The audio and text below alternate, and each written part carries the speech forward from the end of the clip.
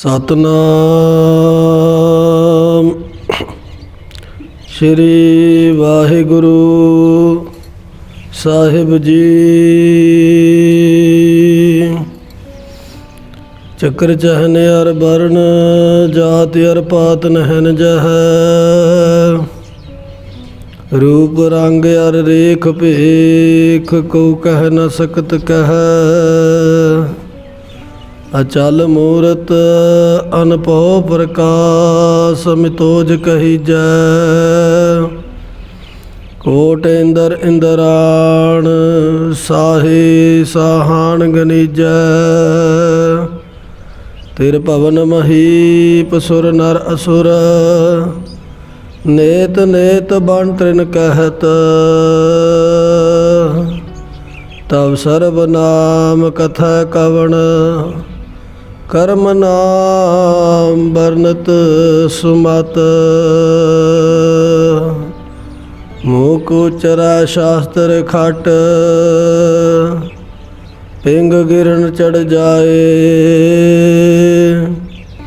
अंध लख बदरो सुनै जो काल कृपा कराए कहा बुद्ध प्रभ तुच्छ हमारी वर्ण सकै महिमा जो तिहारी हम ना सख्त कर सिफत तुम्हारी आप लिहो तुम कथा सुधारी हम ना सख्त कर सिफत तुम्हारी आप लिहो तुम कथा सुधारी। वाहिगुरु जी का खालसा वाहिगुरु जी की फतेह। चवर छत्र तख्त दे मालिक निमाणिया दे मान निताणिया दे ताण निओटिया दी ओट सच्चे पातशाह धन धन सतगुरु श्री गुरु ग्रंथ साहिब महाराज सतगुरु गरीब निवास सच्चे पातशाह महाराज जो सतगुरु गरीब निवास जी मेहर कर रहे हैं जिस दे सदका ਆਪਾਂ ਰਲ ਮਿਲ ਕੇ ਸ਼੍ਰੀ ਅਕਾਲ ਉਸਤਤ ਸਾਹਿਬ ਜੀ ਦੇ ਅਰਥ ਭਾਵ ਵਿਚਾਰ ਰਹੇ ਹਾਂ। ਇਹ ਮਹਾਰਾਜ ਦੀ ਬੜੀ ਭਾਰੀ ਕਿਰਪਾ ਦ੍ਰਿਸ਼ਟੀ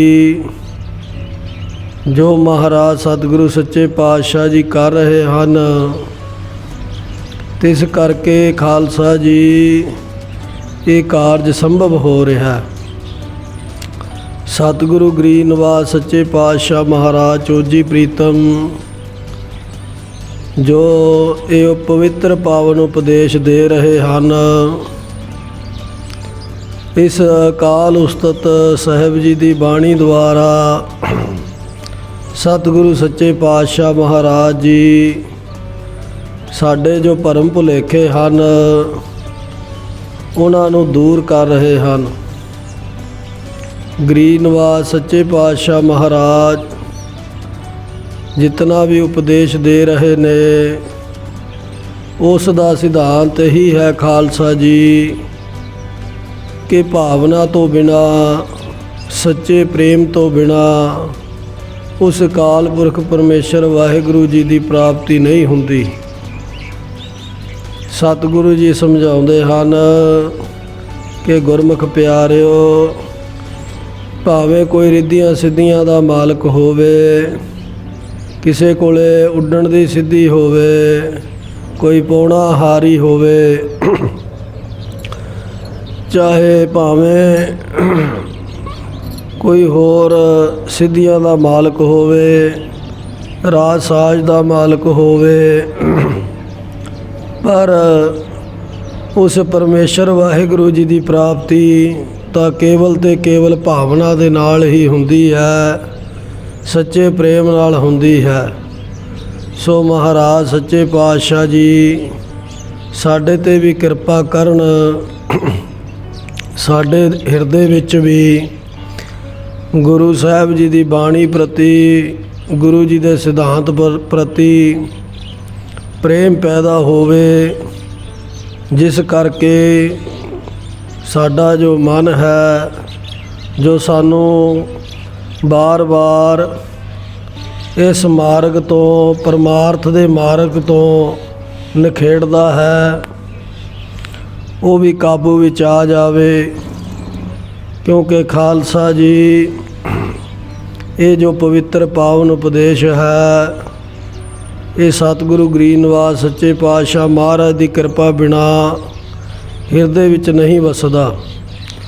ਸੋ ਹੁਣ ਆਪਾਂ ਅੱਜ ਦੇ ਪ੍ਰਸੰਗਾਂ ਨੂੰ ਸਰਵਣ ਕਰਨ ਵਾਸਤੇ ਮਨ ਬਿਰਤੀਆਂ ਨੂੰ ਕੁਝ ਸਮੇਂ ਵਾਸਤੇ ਸੰਸਾਰ ਦੇ ਵਿੱਚੋਂ ਸੰਕੋਚੀਏ ਅਤੇ ਸਤਿਗੁਰੂ ਗਰੀਬ ਨਿਵਾਸ ਸੱਚੇ ਪਾਤਸ਼ਾਹ ਮਹਾਰਾਜ ਜੀ ਦੇ ਚਰਨਾਂ ਦੇ ਵਿੱਚ ਹਾਜ਼ਰੀ ਲਵਾਈਏ। ਇੱਕ ਵਾਰ ਗੱਜ ਕੇ ਆਖੀਏ ਜੀ, ਸਤਨਾਮ ਸ਼੍ਰੀ ਵਾਹਿਗੁਰੂ ਸਾਹਿਬ ਜੀ। ਇੱਕ ਵਾਰ ਫੇਰ ਖਾਲਸਾ ਜੀ ਪਿਆਰ ਨਾਲ ਗੱਜ ਕੇ ਆਖੀਏ, ਸਤਨਾਮ ਸ਼੍ਰੀ ਵਾਹਿਗੁਰੂ ਸਾਹਿਬ ਜੀ। ਸਤਿਗੁਰੂ ਗਰੀਬ ਨਿਵਾਸ ਸੱਚੇ ਪਾਤਸ਼ਾਹ ਮਹਾਰਾਜ ਜੀ ਨੇ ਪਿਛਲਿਆਂ ਪ੍ਰਸੰਗਾਂ ਦੇ ਵਿੱਚ ਸਾਨੂੰ ਉਪਦੇਸ਼ ਦਿੱਤਾ ਸੀ ਕਿ ਜੇ ਤਾਪ ਦੇ ਸਹਿਣ ਦੇ ਨਾਲ ਜਾਂ ਦੁੱਖ ਸਹਿਣ ਦੇ ਨਾਲ ਸਾਨੂੰ ਪਰਮੇਸ਼ਰ ਦੀ ਪ੍ਰਾਪਤੀ ਹੋਵੇ, ਤਾਂ ਜਿਹੜਾ ਘਾਇਲ ਹੁੰਦਾ ਜਾਂ ਕਿਸੇ ਦਾ ਐਕਸੀਡੈਂਟ ਹੋ ਜਾਂਦਾ, ਉਹ ਵੀ ਦੁੱਖ ਨੂੰ ਸਹਾਰਦਾ ਹੈ। ਫਿਰ ਸਭ ਤੋਂ ਪਹਿਲਾਂ ਰੱਬ ਦੀ ਪ੍ਰਾਪਤੀ ਉਹਨਾਂ ਨੂੰ ਹੋਣੀ ਚਾਹੀਦੀ ਹੈ ਅਤੇ ਉਹਨਾਂ ਨੂੰ ਪੁੱਛ ਕੇ ਦੇਖ ਲੈਣਾ ਚਾਹੀਦਾ ਵੀ ਕੀ ਤੁਹਾਨੂੰ ਉਸ ਪਰਮੇਸ਼ਰ ਦੀ ਪ੍ਰਾਪਤੀ ਹੋ ਗਈ ਦੁੱਖ ਸਹਿਣ ਕਾਰਨ। ਸੋ ਖਾਲਸਾ ਜੀ, ਮਹਾਰਾਜ ਜੀ ਦੇ ਪਵਿੱਤਰ ਬਚਨ ਹਨ, ਤਾਪ ਕੇ ਸਹੇ ਤੇ ਜੋ ਪਾਈ ਹੈ ਅਤਾਪ ਨਾਥ, ਤਾਪਨਾ ਅਨੇਕ ਤਨ ਘਾਇਲ ਹੀ ਸਹਿਤ ਹੈ। ਫਿਰ ਤਾਂ ਕਹਿੰਦੇ ਘਾਇਲ ਬਹੁਤ ਦੁੱਖ ਸਹਿੰਦਾ ਹੈ। ਇਹ ਸਤਿਗੁਰੂ ਸੱਚੇ ਪਾਤਸ਼ਾਹ ਮਹਾਰਾਜ ਜੀ ਨੇ ਸਾਨੂੰ ਪਿਛਲਿਆਂ ਪ੍ਰਸੰਗਾਂ ਦੇ ਵਿੱਚ ਉਪਦੇਸ਼ ਦਿੱਤਾ ਸੀ। ਅੱਜ ਆਪਾਂ ਇਸ ਤੋਂ ਅੱਗੇ ਵਿਚਾਰ ਕਰਦੇ ਹਾਂ। ਜਾਪ ਕੇ ਕੀਏ ਤੇ ਜੋ ਪਾਈ ਹੈ, ਪੈ ਪਾਈ ਹੈ ਅਜਾਪ ਦੇਵ, ਪੂਦਨਾ ਸਦੀਵ ਤੂੰ ਹੀ ਉਚਰਤ ਹੈ। ਕਹਿੰਦੇ ਜੇ ਜਾਪ ਕਰਨ ਦੇ ਨਾਲ ਹੀ ਜੋ ਅਜਾਪ ਦੇਵ ਹੈ, ਜੇ ਉਸ ਨੂੰ ਪਾਇਆ ਜਾ ਸਕਦਾ ਹੋਵੇ, ਕਹਿੰਦੇ ਫਿਰ ਜਿਹੜਾ ਪੂਦਨਾ ਨਾਮ ਦਾ ਪੰਛੀ ਹੈ, ਉਹ ਸਦਾ ਹੀ ਤੂੰ ਹੀ ਬੋਲਦਾ ਸੁਣੀਦਾ। ਭਾਵ ਜੇ ਅੰਦਰ ਭਾਵਨਾ ਨਹੀਂ, ਪ੍ਰੇਮ ਨਹੀਂ, ਕੇਵਲ ਤੇ ਕੇਵਲ ਦਿਖਾਵੇ ਮਾਤਰ ਹੀ ਕਿਰਿਆ ਕਰ ਰਿਹਾ, ਫਿਰ ਉਸ ਪਰਮੇਸ਼ਰ ਦੀ ਪ੍ਰਾਪਤੀ ਨਹੀਂ ਹੋਵੇਗੀ। ਨਭ ਕੇ ਉਡੇ ਤੇ ਜੋ ਪੈ ਨਾਰਾਇਣ ਪਾਈਅਤ, ਅਨਲ ਆਕਾਸ਼ ਪੰਛੀ ਡੋਲਬੋ ਕਰਤ ਹੈ। ਖਾਲਸਾ ਜੀ, ਜੋ ਇਹ ਅਨਲ ਪੰਛੀ ਦੀ ਗੱਲ ਸਤਿਗੁਰੂ ਗਰੀਬ ਨਿਵਾਸ ਸੱਚੇ ਪਾਤਸ਼ਾਹ ਮਹਾਰਾਜ ਜੀ ਕਰ ਰਹੇ ਨੇ, ਆਜ ਸ਼੍ਰੀ ਗੁਰੂ ਗ੍ਰੰਥ ਸਾਹਿਬ ਦੇ ਵਿੱਚ ਵੀ ਮਹਾਰਾਜ ਨੇ, ਪੰਜਵੇਂ ਪਾਤਸ਼ਾਹ ਸ਼੍ਰੀ ਗੁਰੂ ਅਰਜਨ ਦੇਵ ਸਾਹਿਬ ਜੀ ਮਹਾਰਾਜ ਨੇ ਇਸ ਬਾਬਤ ਦੱਸਣਾ ਕੀਤਾ ਹੈ। ਇਹ ਅਨਲ ਤੇ ਅਮਲ, ਇਹਦੀ ਘਰਵਾਲੀ, ਇਹ ਦੋ ਪੰਛੀ ਆਕਾਸ਼ ਦੇ ਵਿੱਚ ਇਹੋ ਜਿਹੇ ਹਨ ਖਾਲਸਾ ਜੀ।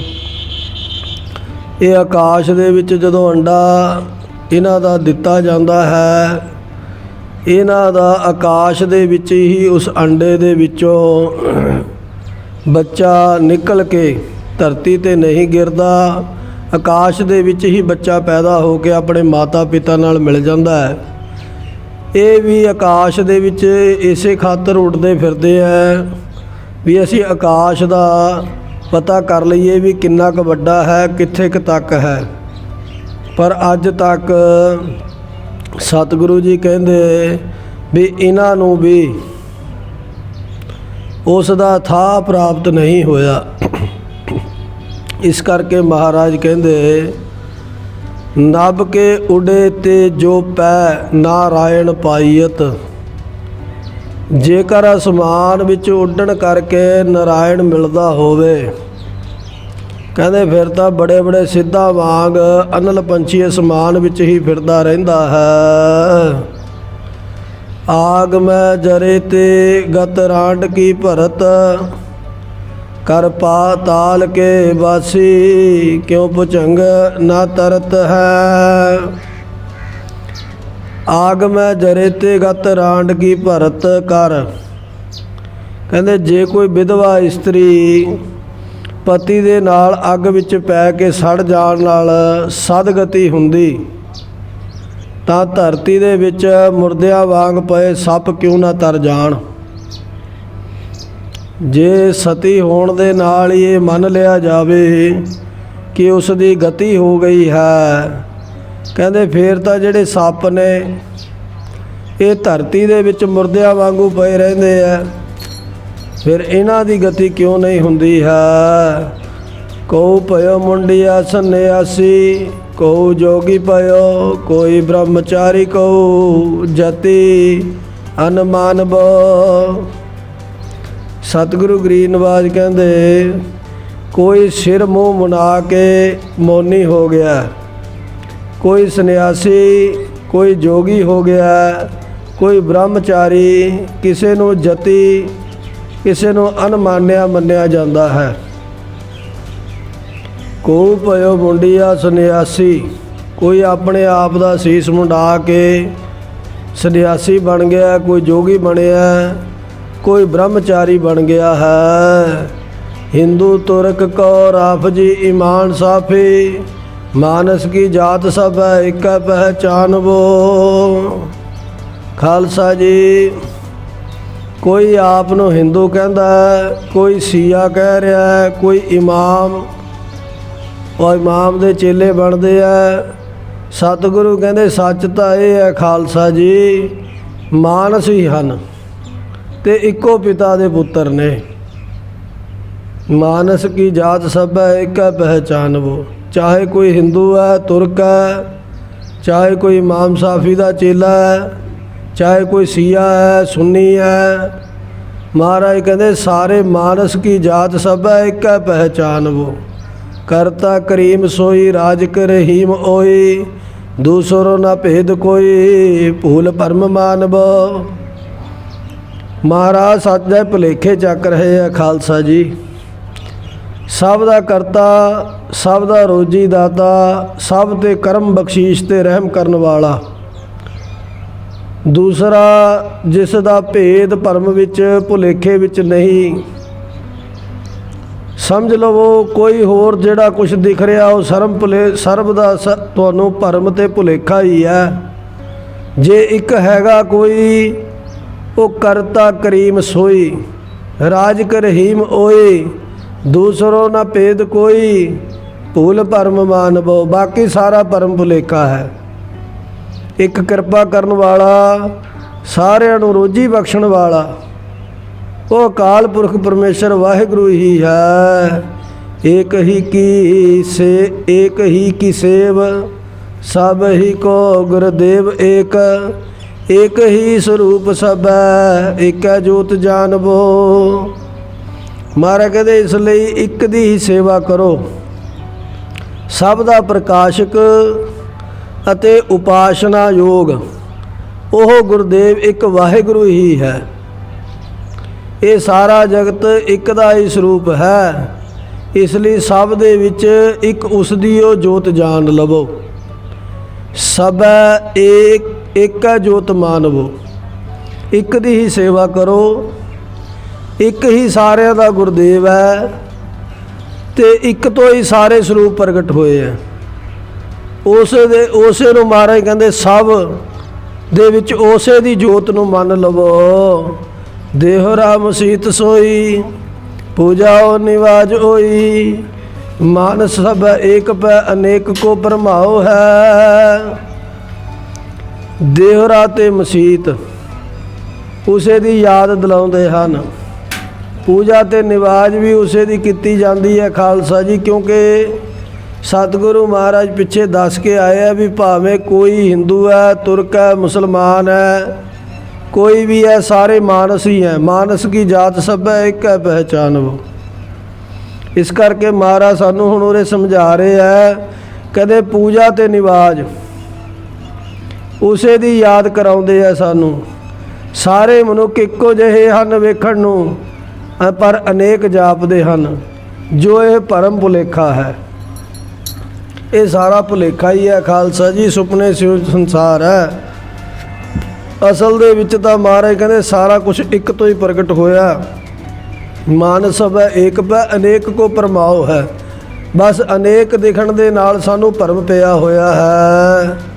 ਦੇਵਤਾ ਅਦੇਵ ਜਛ ਗੰਧਰਵ ਤੁਰਕ ਹਿੰਦੂ, ਨਿਆਰੇ ਨਿਆਰੇ ਦੇਸਨ ਕੇ ਭੇਸ ਕੋ ਪ੍ਰਭਾਵ ਹੈ। ਬਸ ਕਹਿੰਦੇ ਸਾਰੇ ਅਲੱਗ ਅਲੱਗ ਦੇਸ਼ਾਂ ਦਾ ਹੀ ਪ੍ਰਭਾਵ ਹੈ ਇਹ।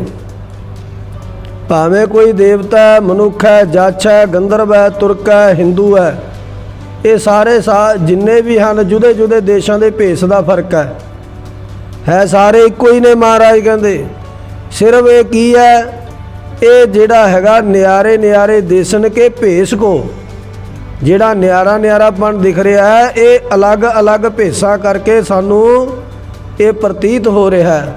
ਨਹੀਂ ਤਾਂ ਮਹਾਰਾਜ ਕਹਿੰਦੇ ਸਾਰੇ ਇੱਕ ਹੀ ਹਨ। ਇੱਕ ਹੈ ਨੈਣ, ਇੱਕ ਹੈ ਕਾਨ, ਇੱਕ ਹੈ ਦੇਹ, ਇੱਕ ਹੈ ਬਾਨ। ਖਾਖ ਬਾਦ ਆਤਮਸ ਉਹ ਆਪ ਕੋ ਰਲਾਓ ਹੈ। ਸਤਿਗੁਰੂ ਕਹਿੰਦੇ ਭਰਮ ਦੇ ਵਿੱਚ ਨਾ ਪਵੋ ਗੁਰਮੁਖ ਪਿਆਰਿਓ। ਹੋਰ ਸੱਚ ਤਾਂ ਇਹੀ ਹੈ ਕਿ ਇੱਕੋ ਹੀ ਤਰ੍ਹਾਂ ਦੇ ਨੇਤਰ ਹਨ ਅਤੇ ਕੰਨ ਵੀ ਇੱਕੋ ਜਿਹੀ ਨੇ, ਦੇਹ ਵੀ ਇੱਕੋ ਜਿਹੀ ਹੈ, ਆਦਤਾਂ ਵੀ ਇੱਕੋ ਜਿਹੀਆਂ ਨੇ, ਤੇ ਮਿੱਟੀ, ਹਵਾ, ਅੱਗ, ਪਾਣੀ ਤੇ ਆਕਾਸ਼, ਇਹ ਪੰਜ ਤੱਤਾਂ ਦਾ ਜੋ ਸੁਮੇਲ ਹੈ ਉਹ ਸਭ ਦਾ ਇੱਕੋ ਜਿਹਾ ਹੀ ਹੈ। ਨਾ ਹਿੰਦੂ ਕਹਿ ਸਕਦਾ ਵੀ ਮੇਰੇ ਕੋਲੇ ਛੇਵਾਂ ਤੱਤ ਹੈ, ਨਾ ਕੋਈ ਮੁਸਲਮਾਨ ਕਹਿ ਸਕਦਾ ਵੀ ਮੇਰੇ ਕੋਲੇ ਕੋਈ ਛੇਵਾਂ ਤੱਤ ਹੈ, ਨਾ ਕੋਈ ਹੋਰ ਜਾਤੀ, ਨਾ ਕੋਈ ਹੋਰ ਵਰਨ, ਇਹ ਵੀ ਨਹੀਂ ਕਹਿ ਸਕਦੇ। ਮਹਾਰਾਜ ਕਹਿੰਦੇ ਇੱਕੋ ਜਿਹੀਆਂ ਦੇਹਾਂ ਨੇ, ਇੱਕੋ ਜਿਹੀਆਂ ਅੱਖਾਂ ਨੇ, ਨੱਕ, ਕੰਨ, ਮੂੰਹ ਇੱਕੋ ਜਿਹੇ ਨੇ। ਤੇ ਮਹਾਰਾਜ ਕਹਿੰਦੇ ਮਿੱਟੀ, ਹਵਾ, ਅੱਗ, ਪਾਣੀ ਤੇ ਆਕਾਸ਼, ਜਿੰਨੇ ਵੀ ਇੱਥੇ ਸਰੀਰ ਆਪਾਂ ਦੇਖ ਰਹੇ ਹਾਂ ਇਹ ਸਾਰੇ ਪੰਜ ਤੱਤਾਂ ਦੇ ਨੇ। ਅਸਲ ਮਾਇਨਿਆਂ ਦੇ ਵਿੱਚ ਇਹ ਇੱਕੋ ਹੀ ਨੇ। ਅੱਲਾਹ ਅਭੇਖ ਸੋਈ, ਪੁਰਾਨ ਓ ਕੁਰਾਨ ਓਏ। ਏਕ ਹੀ ਸਰੂਪ ਸਭ ਹੈ, ਏਕ ਹੀ ਬਣਾਓ ਹੈ। ਦੱਸੋ ਖਾਲਸਾ ਜੀ, ਗੁਰੂ ਘਰ ਦੇ ਵਿੱਚ ਕਿੱਥੇ ਕੋਈ ਕਿਸੇ ਨਾਲ ਦਵੈਸ਼ ਭਾਵ ਹੈ? ਇਹੋ ਜਿਹਾ ਪਵਿੱਤਰ ਉਪਦੇਸ਼ ਸਤਿਗੁਰੂ ਕਲਗੀਧਰ ਪਾਤਸ਼ਾਹ ਮਹਾਰਾਜ ਸਾਨੂੰ ਬਖਸ਼ ਰਹੇ ਹੈ ਕਿ ਸਾਡਾ ਸਾਰਾ ਭਰਮ ਤੇ ਭੁਲੇਖਾ ਹੀ ਚੱਕ ਦੇਣ, ਸਾਡੇ ਅੰਦਰੋਂ ਦਵੈਸ਼ ਭਾਵ ਹੀ ਖਤਮ ਕਰ ਦੇਣ। ਸਾਡੇ ਅੰਦਰ ਜਿੰਨੀ ਈਰਖਾ ਹੈ, ਸਾਰੀ ਈਰਖਾ ਨੂੰ ਸਾਡੇ ਅੰਦਰੋਂ ਮਹਾਰਾਜ ਮੇਟ ਹੀ ਦੇਣਗੇ। ਅੱਲਾ ਅਭੇਖ ਸੋਈ, ਪੁਰਾਨ ਓ ਕੁਰਾਨ ਹੋਈ। ਮਹਾਰਾਜ ਕਹਿੰਦੇ ਭੇਖ ਤੋਂ ਰਹਿਤ ਅੱਲਾ ਵੀ ਉਹੀ ਹੈ। ਪੁਰਾਨ ਤੇ ਕੁਰਾਨ ਦੇ ਵਿੱਚ ਉਸੇ ਦਾ ਜਸ ਹੈ। ਸਭ ਦਾ ਸਰੂਪ ਤੇ ਬਨਾਵਟ ਇੱਕੋ ਜਿਹੀ ਹੈ। ਫਿਰ ਹੁਣ ਮਹਾਰਾਜ ਸਤਿਗੁਰੂ ਜੀ ਸਾਨੂੰ ਇਸ ਤੋਂ ਵੱਧ ਕੀ ਸਮਝਾ ਦੇਣ ਖਾਲਸਾ ਜੀ। ਇਹ ਸਾਡੇ ਮੰਦਭਾਗ ਹੈ ਜਿਹੜੇ ਅਸੀਂ ਬਾਣੀ ਤੋਂ ਦੂਰ ਹੁੰਦੇ ਜਾ ਰਹੇ ਹਾਂ। ਅਸੀਂ ਆਪਣੇ ਗੁਰੂ ਸਾਹਿਬਾਂ ਦੀ ਬਾਣੀ ਨੂੰ ਛੱਡ ਕੇ ਹੋਰ ਜਿਹੜੇ ਇੱਥੋਂ ਹੀ ਸਿੱਖੇ ਹੋਏ ਆ ਉਹਨਾਂ ਨੂੰ ਸੁਣੀ ਜਾਂਦੇ ਆ, ਪਰ ਉਹ ਅਧੂਰੇ ਆ ਖਾਲਸਾ ਜੀ। ਇਹ ਸਤਿਗੁਰੂ ਗਰੀਬ ਨਿਵਾਜ ਚੋਜੀ ਪ੍ਰੀਤਮ ਕਲਗੀਧਰ ਪਾਤਸ਼ਾਹ ਮਹਾਰਾਜ ਜੀ ਦਾ ਉਪਦੇਸ਼ ਹੈ, ਇਹ ਪੂਰਨ ਹੈ। ਇਹਨੂੰ ਸਰਵਣ ਕਰਨ ਦੇ ਨਾਲ, ਇਹਨੂੰ ਆਪਣੇ ਹਿਰਦੇ ਦੇ ਵਿੱਚ ਵਸਾਉਣ ਦੇ ਨਾਲ ਸਾਨੂੰ ਭਰਮ ਤੋਂ ਰਹਿਤ ਹੋ ਜਾਵਾਂਗੇ, ਸਾਨੂੰ ਗਿਆਨ ਪ੍ਰਾਪਤ ਹੋ ਜਾਵੇਗਾ। ਸਾਨੂੰ ਕੋਈ ਭਰਮਾ ਨਹੀਂ ਸਕੇਗਾ ਆਪਣੀਆਂ ਰਿੱਧੀਆਂ ਸਿੱਧੀਆਂ ਦਿਖਾ ਕੇ। ਤੇ ਮਹਾਰਾਜ ਸਾਡੇ ਅੰਦਰ ਦੀ ਈਰਖਾ ਹੀ ਮੇਟ ਦੇਣਗੇ। ਅੱਲਾ ਅਪੇਖ ਸੋਈ ਪੁਰਾਣ, ਉਹ ਕੁਰਾਨ ਉਹੀ। ਦੱਸੋ ਹੁਣ ਅੱਜ ਲੋਕ ਧਾਰਮਿਕ ਗ੍ਰੰਥਾਂ ਦੀ ਬੇਅਦਬੀ ਕਰ ਰਹੇ ਆ। ਕਾਰਨ ਕੀ ਹੈ? ਅਸੀਂ ਆਪਣੇ ਗੁਰੂ ਸਾਹਿਬਾਂ ਦੇ ਉਪਦੇਸ਼ ਨੂੰ ਧਾਰਨ ਨਹੀਂ ਕਰ ਸਕੇ। ਨਹੀਂ ਤਾਂ ਮਹਾਰਾਜ ਤਾਂ ਸਾਫ਼ ਕਹਿ ਰਹੇ ਆ ਵੀ ਜਿਸ ਪ੍ਰਕਾਰ ਅੱਲਾ ਹੈ ਉਹ ਵੀ ਭੇਦ ਤੋਂ ਰਹਿਤ ਹੈ। ਪੁਰਾਣ ਤੇ ਕੁਰਾਨ ਦੇ ਵਿੱਚ, ਪੁਰਾਣਾਂ ਦੇ ਵਿੱਚ ਅਤੇ ਕੁਰਾਨ ਸਾਹਿਬ ਦੇ ਵਿੱਚ, ਉਹਦੇ ਵਿੱਚ ਵੀ ਉਸੇ ਹਰੀ ਦਾ ਜਸ ਗਾਇਆ ਜਾ ਰਿਹਾ ਹੈ। एक ही स्वरूप सब है, एक ही बनाओ है। सारे खालसा जी इको ही स्वरूप का प्रकाश हो रहा है, इको ही स्वरूप है अते उसनों बनाने वाला भी एक है। जैसे एक आग ते कनूका कोट आग उठे, न्यारे न्यारे होइका फिर आग में मिलाएंगे। हुण गुरु साहब सच्चे पातशाह महाराज सानू उदाहरण देंदे है। जिस प्रकार कहते भी अग दे ढेर दे विचों अनेका चंगियाड़े निकलते हैं, वो जुदा जुदा हो रहे ने, आपां नूं प्रतीत भी जुदा ही हुंदे आ। कहते फिर इकट्ठे हो के एक रूप बन जाते हैं।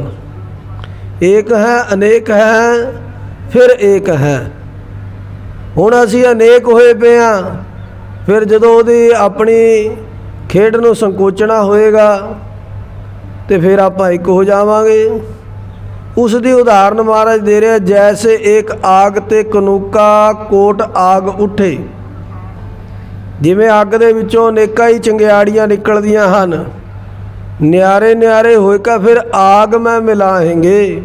ਉਹ ਦਿਖਦੀਆਂ ਤਾਂ ਆਪਾਂ ਨੂੰ ਨਿਆਰੇ ਹੋ ਕੇ ਭਾਵ ਕੇ ਵੱਖਰੇ ਵੱਖਰੇ ਦਿਖਦੇ ਆ भी किन्ने चंगियाड़े निकल रहे हैं, अग लटालट बल रही है, पर समा पए तो फिर आग में मिलाएंगे। फिर अग दे विच ही अग मिल जाती है। जैसे एक धूर ते अनेक धूर पूरत है, धूर के कनूका फिर धूर ही समाएंगे। हुण दूजी उदाहरण सतगुरु सच्चे पातशाह महाराज जी सानू देंदे हन। कहंदे गुरु के प्यारे खालसा जी, जिस प्रकार मिट्टी दीयां कणिकां उड़दियां हन, अंत फिर मिट्टी विच ही मिट्टी हो जांदियां ने, इसे तरह जैसे एक नद ते तरंग कोट उपजत है, पान के तरंग सब पान ही कहाएंगे। जिवें खालसा जी नदी दे विचों या दरिया दे विचों करोड़ा ही तरंगा निकलदियां ने, पर कोई तरंग भावें किधरे भी क्यों ना चली जावे, पर पानी नूं तां पानी ही कहा जाएगा ना। पान के तरंग सब पान ही कहाएंगे। भावें एक दरिया दे विचों अनेकां ही नदियां निकल पैण, अनेकां ही तरंगा फुट जाण, महाराज कहंदे खालसा जी ओनू आखिर नूं पानी ही कहा जाएगा। तैसे विश्व रूप ते अभूत पूत प्रगट होए, ताही ते उपज सब ताही मैं समाहेंगे। इसे प्रकार जिवें खालसा जी सानू तीन उदाहरण महाराज ने दित्तियां, एक अग दी, पानी दी ते मिट्टी दी। महाराज कहंदे अग दे विचों जिस तरह चंगियाड़े निकलदे आ फिर अग जी समा जांदे आ। मिट्टी दे विचों अनेकां ही मिट्टी हवा चलदी है, तरंगां उठदियां ने मिट्टी दियां भी। मिट्टी दे विचों भी कई कणकियां निकलदियां ने, फिर मिट्टी 'च समा जांदियां। पानी दे विचों दरिया दे विचों कई फिर कहदे नदियां निकलदियां ने, फिर पानी नूं तां पानी कहा जांदा है। तैसे विश्व रूप ते अभूत रूप प्रगट होए, इसे प्रकार वैराट रूप तो जड़ चेतन अते अनेकां शक्लां जिहड़ियां ने असीं देख रहे हां उत्पन्न होईयां हन।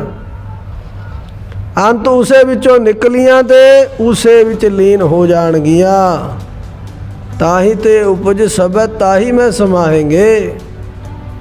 देखो खालसा जी इन्ना पवित्र ते सरल उपदेश सानू कौन दे सकदा है? कोई सानू समझा नहीं सकदा इस तरह भी उस विराट रूप तो ही, उस काल पुरख परमेश्वर तो ही एक तो असीं अनेक होए हैं। ਤੇ ਅੰਤ ਨੂੰ ਅਸੀਂ ਉਹਦੇ ਵਿੱਚ ਹੀ ਲੀਨ ਹੋ ਜਾਣਾ। ਕਾਹਦੇ ਵਾਸਤੇ ਕਿਸੇ ਨਾਲ ਝਗੜਾ ਪਾਉਣਾ, ਵਾਦ ਵਿਵਾਦ ਕਰਨਾ ਹੈ। केते कछ मछ केते उनको करत पछ, केते अछ वछ होए सपछ उड़ जाएंगे। कितने ही कछू ते मछ हन, कितने वो हन जो उन्होंने भी खा जाते हैं। कितने ही अनल ते मनल हो के वो फट फिर उड़ते ही फिरते ने। कहते किन्ने ही ने, कोई गिनती नहीं है। केते नभ बीच या अच, पछ को करेंगे पछ। केतक पर तच होए पचाए खाए जाएंगे। कितने आकाश विच वो हन जिहड़े अनल ते मनल नूं भी खा जाते हैं, उन्होंने भी छक के पचा जाणगे। अते ਉਹ महाराज कहते भी इतने कोई गिनती नहीं। केते प्रतच होए पचाए खाए जाएंगे। उन्होंने सामने हो के उन्होंने भी खा के पचा जाते हैं। जल कहाँ थल कहाँ गगन के गुण कहाँ, काल के बनाए सब काल ही चबाएंगे।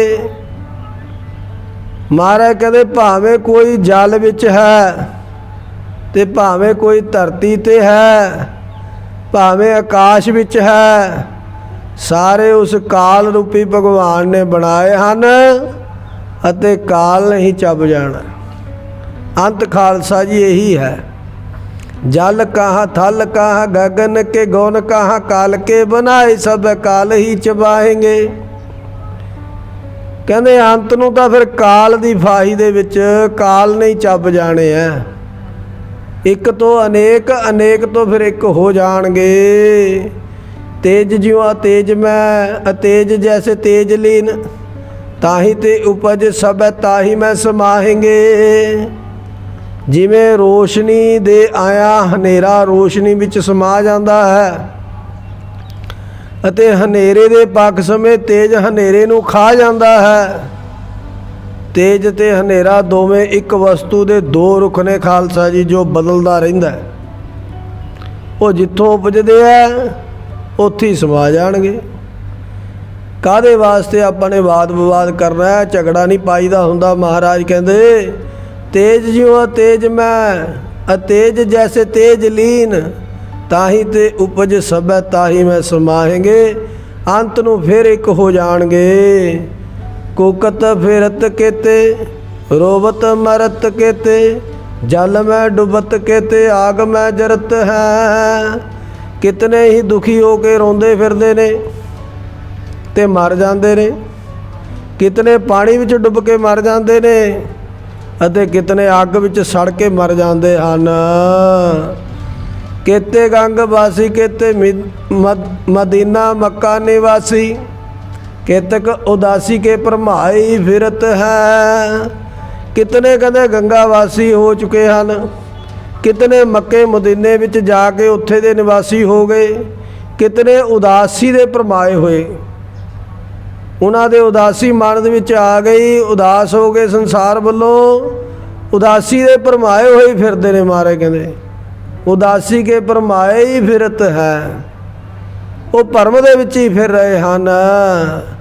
करवत सहत केते भूम में गडत केते, सूआ पे चढ़त केते दुख को परत है। किन्ने ही ने कहते जो कतल हो जाते ने, कितने धरती विच दबे जाते हैं, कितने सूली चाढ़े जाते ने अते दुख पा रहे हैं। दुख को परत है। किवें दुख मिलता है? करवत सहत केते भूम में गडत केते, सूआ पे चढ़त केते दुख को परत है। कईयां दे कतल हो जाते हैं, कई धरती विच गड्ढे जाते हैं अपने दुष्ट कर्मा करके, कईयां नूं सूली ते चाढ़िया जाता है। सारे कहते दुख नूं भर रहे हैं। ज्ञान में उड़त केते जल में रहत केते, ज्ञान के विहीन जक जारे ही मरत है। कितने आकाश विच उड़ जाते ने, कितने पानी विच रहिंदे ने। कहते ज्ञान तो बिनिया कितने तृष्णा ते क्रोध की अग विच सड़ जाते ने ते मर जाते हैं। ज्ञान में उड़त केते जल में रहत केते, ਗਿਆਨ ਕੇ ਵਿਹੀਨ। ਖਾਲਸਾ ਜੀ, ਜਿੰਨਾ ਵੀ ਸਾਨੂੰ ਭਰਮ ਪਿਆ, ਅਸੀਂ ਪਰਮਾਰਥ ਦੇ ਰਾਹ ਨੂੰ ਛੱਡ ਕੇ ਪਦਾਰਥਾਂ ਦੇ ਵਿੱਚ ਆਪਣੀ ਬਿਰਤੀ ਨੂੰ ਲੀਨ ਕਰਦੇ ਆ, ਬਾਰ-ਬਾਰ ਦੌੜਦੇ ਆ, ਯਤਨ ਕਰਦੇ ਆ, ਭੱਜਦੇ ਆ। ਉਹ ਸਾਰਾ ਕੁਝ ਅਸਲ ਗਿਆਨ ਹੋਣ ਤੋਂ ਬਿਨਾਂ ਤਾਂ ਵਾਪਰਦਾ। ਕਿਉਂਕਿ ਜੇ ਸਾਨੂੰ ਪਤਾ ਲੱਗ ਜਾਵੇ ਵੀ ਜਿਤਨਾ ਕੁਝ ਵੀ ਅਸੀਂ ਦੇਖ ਰਹੇ ਆ ਇਹ ਸਾਡੇ ਨਾਲ ਨਹੀਂ ਨਿਭੇਗਾ, ਇਸ ਨੂੰ ਛੱਡ ਕੇ ਪਰਲੋਕ ਨੂੰ ਜਾਣਾ ਹੀ ਪਵੇਗਾ, ਫਿਰ ਦੱਸੋ ਕਿਸੇ ਚੀਜ਼ ਨਾਲ ਮੋਹ ਰਹੇਗਾ? ਜਿਵੇਂ ਕੋਈ ਮੁਸਾਫਰ ਹੁੰਦਾ ਖਾਲਸਾ ਜੀ, ਮੁਸਾਫਰ ਕੁਝ ਸਮਾਂ ਕੱਟਦਾ, ਕਿਤੇ ਹੋਟਲ ਵਿੱਚ ਕੱਟਦਾ, ਸਰਾਂ ਵਿੱਚ ਕੱਟਦਾ, ਜਾਂ ਕਿਤੇ ਕਿਰਾਏ ਦੇ ਕਮਰੇ 'ਚ ਰਹਿੰਦਾ ਹੋਵੇ। ਮੁਸਾਫਰ ਨੂੰ ਪਤਾ ਹੁੰਦਾ ਵੀ ਮੈਂ ਇੱਥੋਂ ਚਲੇ ਜਾਣਾ, ਤੇ ਮੁਸਾਫਰ ਦਾ ਕਦੇ ਮੋਹ ਨਹੀਂ ਪੈਂਦਾ। ਜੇ ਮੁਸਾਫਰ ਆਪਣੇ ਸਫ਼ਰ ਦੇ ਵਿੱਚ ਮਿਲਣ ਵਾਲੀਆਂ ਚੀਜ਼ਾਂ ਦੇ ਨਾਲ ਹੀ ਮੋਹ ਪਾ ਕੇ ਰਹਿ ਜਾਵੇ, ਫਿਰ ਖਾਲਸਾ ਜੀ ਉਸ ਨੂੰ ਗਿਆਨ ਨਹੀਂ ਹੋਏਗਾ, ਉਸ ਨੂੰ ਪਤਾ ਨਹੀਂ ਹੋਏਗਾ ਵੀ ਮੈਂ ਮੁਸਾਫਰ ਹਾਂ। ਜੇ ਪਤਾ ਲੱਗ ਜਾਵੇ ਮੁਸਾਫਰਾਂ ਵੀ ਭਾਈ ਸਵੇਰੇ ਇੱਥੋਂ ਦਾ ਚਾਲਾ ਕਰ ਜਾਣਾ, ਫਿਰ ਕਿਸੇ ਚੀਜ਼ ਨਾਲ ਮੋਹ ਨਹੀਂ ਪੈਂਦਾ ਹੈ। ਉਸ ਮੋਹ ਨੂੰ ਕਾਟ ਕਰ ਰਹੇ ਆ ਮਹਾਰਾਜ ਸਾਨੂੰ ਦੱਸ ਰਿਹਾ, ਗਿਆਨ ਕੇ ਵਿਹੀਨ ਜਗ ਜਾਰੇ ਹੀ ਮਰਤ ਹੈ। ਚਾਹੇ ਕੋਈ ਆਸਮਾਨ ਵਿੱਚ ਰਹਿਣ ਵਾਲਾ, ਚਾਹੇ ਕੋਈ ਧਰਤੀ 'ਤੇ ਰਹਿਣ ਵਾਲਾ, ਤੇ ਚਾਹੇ ਕੋਈ ਪਾਣੀ ਦੇ ਵਿੱਚ ਰਹਿਣ ਵਾਲਾ, ਕਹਿੰਦੇ ਗਿਆਨ ਕੇ ਵਿਹੀਨ ਸਾਰੇ ਮਰਦੇ ਜਾ ਰਹੇ ਨੇ। ਕਾਵੇਂ ਜਿਤਨੇ ਵੀ ਨੇ ਇਹ ਸਿਰਫ ਇੱਕ ਗਿਆਨ ਦੇ ਅਗਿਆਨ ਦੇ ਹਨੇਰੇ ਦਾ ਹੋਣ ਕਾਰਨ, ਗਿਆਨ ਨਾ ਹੋਣ ਕਾਰਨ, ਅਗਿਆਨ ਦੇ ਹਨੇਰੇ ਵਿੱਚ ਫਸੇ ਹੋਣ ਕਾਰਨ ਇਹ ਸਾਰੇ ਹੀ ਮਰਦੇ ਜਾਂਦੇ ਹਨ, ਮਰਦੇ ਜਾਂਦੇ ਨੇ। ਮਹਾਰਾਜ ਕਹਿੰਦੇ ਜੰਮਦੇ ਆ ਮਰਦੇ ਆ, ਜੰਮਦੇ ਆ ਮਰਦੇ ਆ, ਜਨਮ ਤੇ ਮਰਨ ਦਾ ਗੇੜ ਹੀ ਨਹੀਂ ਖਤਮ ਹੁੰਦਾ। ਸੋਧ ਹਾਰੇ ਦੇਵਤਾ, ਵਿਰੋਧ ਹਾਰੇ ਦਾਨੋ ਵੱਡੇ, ਬੋਧ ਹਾਰੇ ਬੋਧਿਕ, ਪ੍ਰਬੋਧ ਹਾਰੇ ਜਾਪਸੀ। ਮਹਾਰਾਜ ਕਹਿੰਦੇ ਸੋਧ ਹਾਰੇ ਦੇਵਤਾ, ਦੇਵਤਾ ਲੋਕ ਸੁਧਾਰ ਕਰਕੇ ਹਾਰ ਗਏ, ਅਤੇ ਦੈਂਤ ਉਹਨਾਂ ਦਾ ਵਿਰੋਧ ਕਰਕੇ ਹਾਰ ਗਏ। ਜਿਹੜੇ ਗਿਆਨੀ ਨੇ, ਗਿਆਨੀ ਲੋਕ ਵਿਚਾਰਾਂ ਕਰਕੇ ਥੱਕ ਕੇ ਹਾਰ ਗਏ। ਬੁੱਧਵਾਨ ਜਿਹੜੇ ਹਨ ਉਹ ਵੀ ਵਿਚਾਰਾਂ ਕਰਕੇ ਹਾਰ ਗਏ। ਕਿਹਦੀ ਆਦ ਜਾਪ ਕੋ। ਸੋਧ ਹਾਰੇ ਦੇਵਤਾ, ਵਿਰੋਧ ਹਾਰੇ ਦਾਨੋ ਵੱਡੇ, ਬੋਧ ਹਾਰੇ ਬੋਧਕ, ਪਰ ਬੋਧ ਹਾਰੇ ਜਾਪਸੀ। ਬੜੇ ਬੜੇ ਜਾਪ ਕਰਕੇ ਵੀ ਲੋਕੀ ਹਾਰ ਗਏ ਹਨ। ਘਸ ਹਾਰੇ ਚੰਦਨ, ਲਗਾਏ ਹਾਰੇ ਚੋਆਚਾਰ, ਪੂਜ ਹਾਰੇ ਪਾਹਨ, ਚੜਾਏ ਹਾਰੇ ਲਾਪਸੀ। ਕਦੇ ਚੰਦਨ ਘਸਾ ਕੇ ਤੇ ਚੋਆ ਚੰਦਨ ਲਾ ਕੇ ਪੱਥਰਾਂ ਨੂੰ ਪੂਜਣ ਵਾਲੇ ਪੁਜਾਰੀ ਲੋਕ, ਮੜੀਆਂ ਕੜੀਆਂ ਚੜਾਉਣ ਵਾਲੇ, ਮੜੀਆਂ ਨੂੰ ਪੂਜਣ ਵਾਲੇ, ਮਿੱਠੀਆਂ ਮਿੱਠੀਆਂ ਕੜਾਈਆਂ ਦੇਵੀਆਂ ਦੀ ਦੇਣ ਵਾਲੇ, ਰੱਬ ਦੀ ਪ੍ਰਾਪਤੀ ਤੋਂ ਹੀਣੇ ਹਾਰ ਗਏ ਹਨ। ਦੁਬਾਰਾ ਫੇਰ ਸੁਣ ਲਵੋ ਖਾਲਸਾ ਜੀ। ਘਸ ਹਾਰੇ ਚੰਦਨ, ਲਗਾਏ ਹਾਏ ਚੋਆਚਾਰ। ਚੰਦਨ ਨੂੰ ਘਸਾ ਕੇ ਲਗਾ ਕੇ ਮੱਥੇ ਦੇ ਉੱਪਰ ਵੀ ਸਾਨੂੰ ਆਤਮਿਕ ਸ਼ਾਂਤੀ ਮਿਲ ਜਾਵੇ, ਠੰਡ ਮਿਲ ਜਾਵੇ, ਕਿਉਂਕਿ ਚੰਦਨ ਨੂੰ ਠੰਡਾ ਮੰਨਿਆ ਜਾਂਦਾ ਹੈ। ਕਹਿੰਦੇ ਹਾਰ ਗਏ ਨੇ।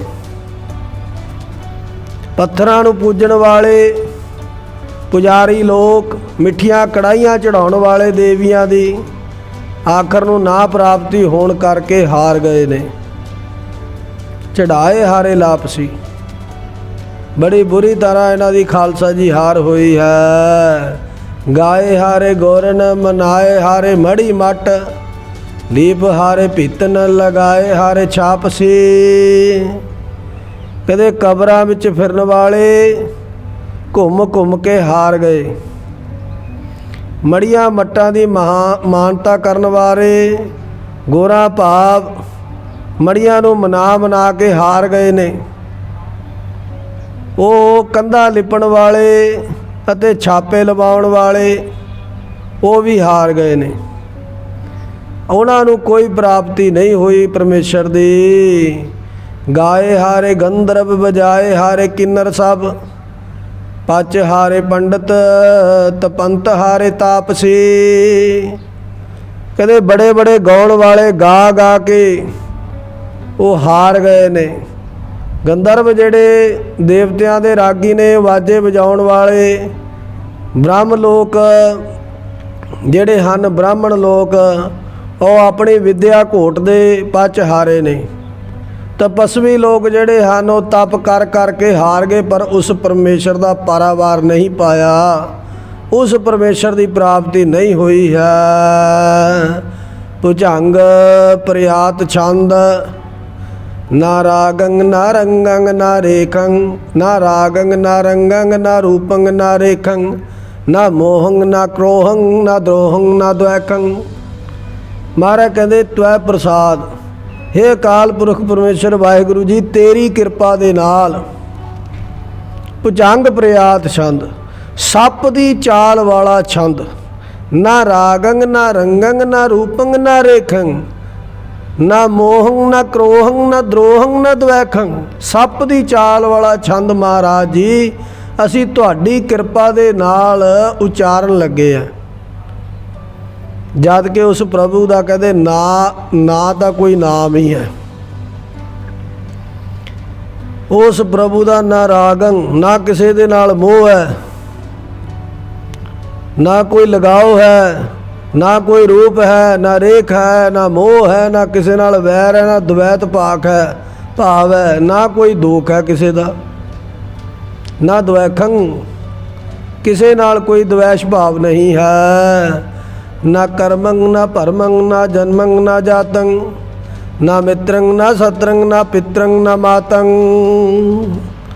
ਮਹਾਰਾਜ ਕਹਿੰਦੇ ਨਾ ਕੋਈ ਕਰਮ ਹੈ, ਨਾ ਭਰਮ ਹੈ, ਨਾ ਜਨਮ ਹੈ, ਨਾ ਜਾਤ ਹੈ, ਨਾ ਕੋਈ ਮਿੱਤਰ ਹੈ, ਨਾ ਦੁਸ਼ਮਣ ਹੈ, ਨਾ ਕੋਈ ਵਡਾਰੂ ਹੈ, ਨਾ ਕੋਈ ਮਾਤਾ ਉਹਦੀ।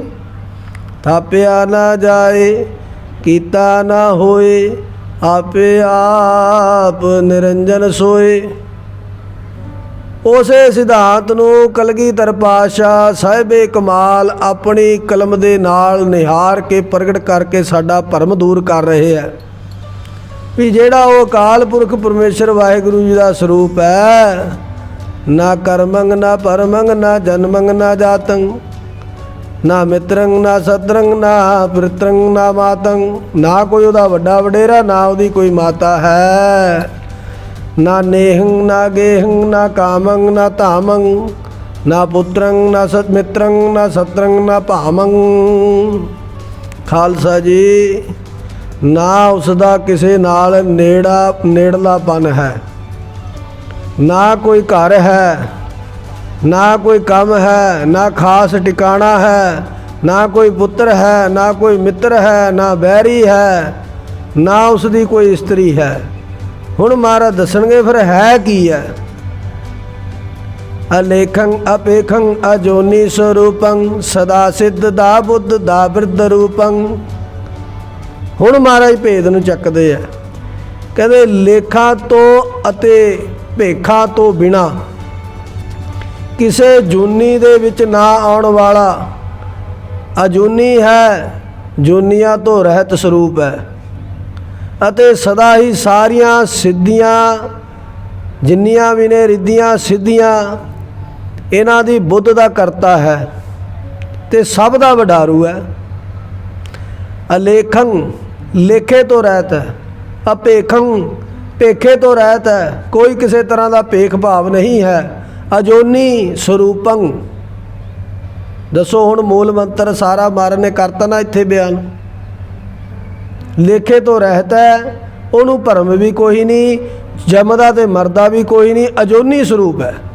ਸਦਾ ਸਿੱਧ ਦਾ ਬੁੱਧ ਦਾ ਬਿਰਧ ਰੂਪੰ। ਸਭ ਤੋਂ ਵੱਡਾ ਬਿਰਧ, ਸਭ ਤੋਂ ਵੱਡਾ ਉਹਦਾ ਹੀ ਰੂਪ ਹੈ,